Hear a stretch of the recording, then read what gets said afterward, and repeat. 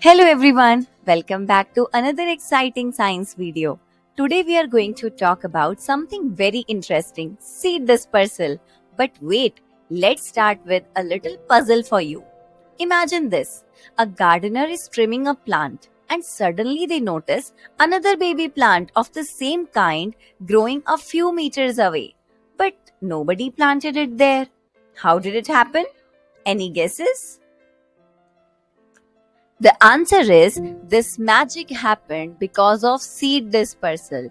Yes, seed dispersal is the way seeds travel away from the parent plant to grow in new places. Isn't that cool? Let's explore the amazing methods plants use to spread their seeds. Seed dispersal by animals. First up, we have dispersal by animals. Now, have you ever walked through grass and found sticky little seeds stuck to your clothes or shoes? Annoying, right? Well, that's exactly how plants hitch a ride. Some plants have hooks on their fruits that cling to the fur of animals or even feathers of birds. Then, as the animals move, the seeds travel too. Examples include goosegrass and burdock. And here's another fun fact. Many animals like birds, monkeys, or even humans eat juicy fruits. The seeds of these fruits survive digestion and later come out in a new place. Sounds funny, but it's true. Tomatoes and raspberries spread this way.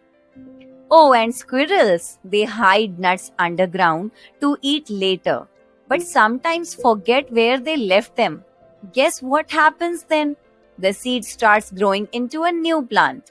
That's how acorns turn into mighty oak trees. Dispersal by explosion. Now, this one's really fun.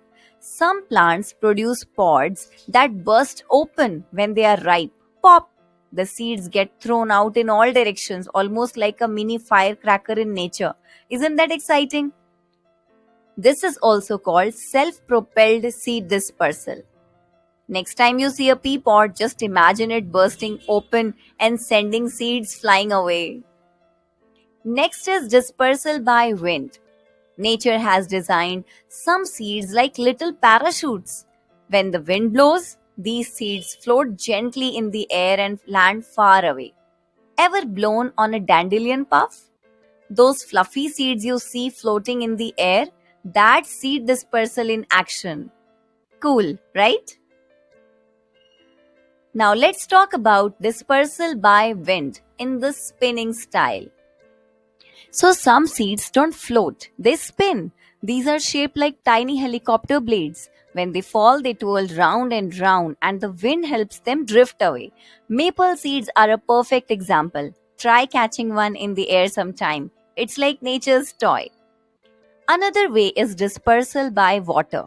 Some plants live near lakes, rivers, or even oceans. When their seeds fall, they float on water and travel to new places.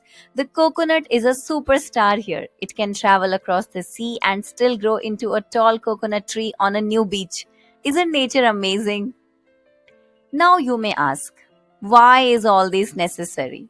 Well, if all the seeds just grew under the same parent tree, they would all fight for sunlight, water, and soil nutrients. By spreading out, plants reduce competition and get a better chance to grow healthy and strong.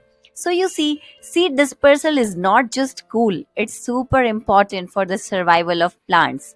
And that's it, my little scientist. I hope seed dispersal is crystal clear now. Next time you see seeds floating, sticking, or spinning, you'll know the secret. Now it's your turn. Tell me in the comments which method of seed dispersal did you find the most fascinating?